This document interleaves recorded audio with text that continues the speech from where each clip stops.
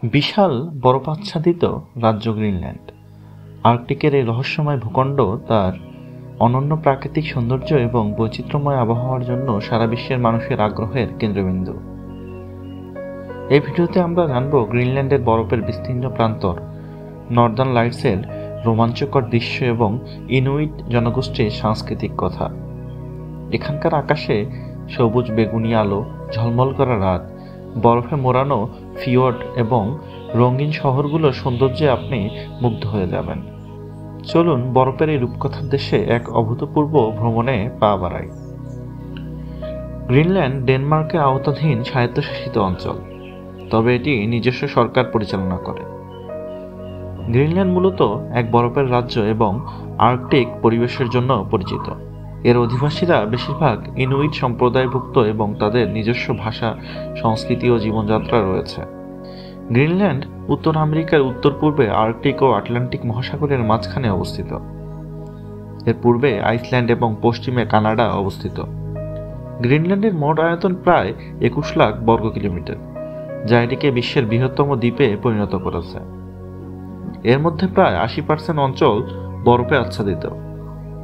গ্রিনল্যান্ডের প্রাচীন ইতিহাস প্রায় 4500 বছর আগের ইনুইট জনগোষ্ঠীর বসবাসের সঙ্গে জড়িত। এরপর 10ম শতাব্দীতে নরওয়েজিয়ান ও আইসল্যান্ডিক ভাইকিংরা এখানে বসতি স্থাপন করে। 1380 সালে এটি ডেনমার্কের অধীনে আসে এবং এখানে গ্রিনল্যান্ড ডেনমার্কের অংশ হিসেবে স্বায়ত্তশাসিত অঞ্চল হিসেবে পরিচালিত হয়। 1979 সালে গ্রিনল্যান্ডকে স্বায়ত্তশাসনের অধিকার দেয়া হয় এবং 2009 সালে আরও স্বায়ত্তশাসন প্রাপ্ত হয়। গ্রিনল্যান্ডের প্রধান বৈশিষ্ট্য এর বিশাল আর্কটিক বরফস্তর, যা বিশ্বব্যাপী জলবায়ু নিয়ন্ত্রণে ভূমিকা পালন করে। এখানকার পরিবেশ চরম ঠান্ডা এবং জনবসতি খুবই কম। গ্রিনল্যান্ডের বরফস্তর প্রায় 2 কিলোমিটার পুরু এবং এটিতে বিশ্বব্যাপী বরফের প্রায় 10% সংরক্ষিত। এই বিশাল বরফ চাদর গ্রিনল্যান্ডের অন্যতম পরিচিতি। গ্রিনল্যান্ড দেখতে এক বিস্ময়কর বরফে ঢাকা রাজ্যের মতো। দেশটির প্রায় 80% অঞ্চল বরফে আচ্ছাদিত, যা একে বরফের বিশাল রাজ্যে পরিণত করেছে। এখানে বিস্তীর্ণ বরফের স্তর, হিমবাহ এবং বরফের পাহাড়গুলো এক অদ্ভুত নৈশব্দের মধ্যে সৌন্দর্যের প্রতীক হয়ে দাঁড়িয়ে আছে।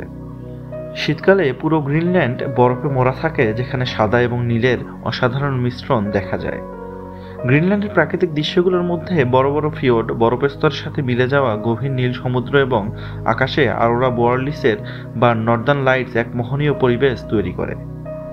নর্দার্ন লাইটস আকাশে সবুজ, বেগুনি এবং গোলাপি রঙের আলোয় খেলা সৃষ্টি করে, যা এখানকার আর্কটিক পরিবেশকে আরও মনোমুগ্ধকর করে তোলে। গ্রীষ্মকালে কিছু কিছু অংশে বরফ গলে গিয়ে বরফ শীতল নীল নদী, সবুজ পাহাড়ের ঢাল এবং সুন্দর উপত্যকা দেখা যায়। এ সময়ে ধুধু বরফের মধ্যে ফুটে থাকা রঙিন ছোট ছোট ফুল এবং গাছের পাতা গ্রিনল্যান্ডের প্রাকৃতিক দৃশ্যে বৈচিত্র্য আনে। গ্রিনল্যান্ডের শহরগুলোতে মূলত ছোট ছোট রঙিন বাড়িগুলো দেখা যায়, যা বরফে মোড়া আকাশে এক মনোরম দৃশ্য তৈরি করে। রঙিন ঘরগুলো যেমন লাল, হলুদ এবং সবুজ, এগুলো বরফের মধ্যে এক উজ্জ্বল কন্ট্রাস্ট তৈরি করে, যা দেখতে অত্যন্ত আকর্ষণীয়। গ্রিনল্যান্ড বিশ্বের বৃহত্তম দ্বীপ হিসেবে পরিচিত এবং এটি আর্কটিক মহাসাগরের উত্তর দিকে অবস্থিত। গ্রিনল্যান্ডে অত্যন্ত শীতল আবহাওয়া রয়েছে এবং এখানে বায়ু প্রবাহ বেশ শক্তিশালী। জলবায়ু পরিবর্তনের ফলে গ্রিনল্যান্ডের বরফের স্তরের গলন দ্রুত বাড়ছে। বিজ্ঞানীরা ধারণা করেন যে গ্রিনল্যান্ডের বরফের স্তর গলে গেলে সমুদ্রপৃষ্ঠের উচ্চতা উল্লেখযোগ্যভাবে বেড়ে যেতে পারে, যা বৈশ্বিক জলবায়ুর উপর গভীর প্রভাব ফেলবে। গ্রিনল্যান্ডে ইনুইট জাতিগোষ্ঠী বসবাস করে, যাদের সংস্কৃতি ও জীবনধারা অত্যন্ত প্রাচীন। তারা বরফাচ্ছাদিত পরিবেশের সঙ্গে মানিয়ে চলার জন্য বিশেষভাবে অভিযোজিত। তারা প্রধানত শিকার, মাছ ধরা এবং সিল শিকারের উপর নির্ভরশীল। তাছাড়াও কায়াক ও কুকুরের স্লেজ অত্যন্ত গুরুত্বপূর্ণ।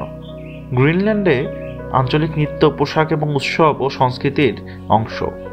গ্রিনল্যান্ডের স্থানীয় ইনুইটদের প্রাচীন উপকূলীয় বসতিগুলো ঐতিহাসিক দিক থেকে গুরুত্বপূর্ণ। এখানকার স্থাপত্য বরফ এবং শীতের সাথে খাপ খাওয়ানোর জন্য তৈরি। ছোট ছোট কাঠের বাড়ি এবং রঙিন ঘর এবং আধুনিক ভবনগুলো পরিবেশের সাথে মিশে এক বিশেষ দৃশ্য তৈরি করে। লুক শহরে অবস্থিত গ্রিনল্যান্ড ন্যাশনাল মিউজিয়াম এবং গুটগুরুইক কেন্দ্র ও স্থাপত্য ও ইতিহাসের একটি অন্যতম নিদর্শন। গ্রিনল্যান্ডে খুব সীমিত পরিমাণ সড়ক যোগাযোগ রয়েছে। এখানে এক শহর থেকে আরেক শহরে পৌঁছানোর প্রধান মাধ্যম নৌকা, বরফের গাড়ি এবং বিমান।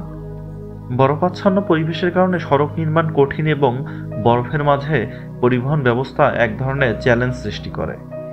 গ্রিনল্যান্ডের পরিবেশে বেশ কিছু আর্কটিক প্রাণী বসবাস করে, যার মধ্যে মেরু ভাল্লুক, আর্কটিক শিয়াল, আর্কটিক খরগোশ এবং বিভিন্ন প্রজাতির তিমি রয়েছে। এই প্রাণীদের কারণে গ্রিনল্যান্ড প্রাকৃতিকভাবে সমৃদ্ধ এবং এর পরিবেশ সংরক্ষণে স্থানীয়দের অনেক অবদান রয়েছে। গ্রিনল্যান্ডের পরিবেশ সংরক্ষণের জন্য বিশ্বব্যাপী উদ্যোগ নেওয়া হয়েছে।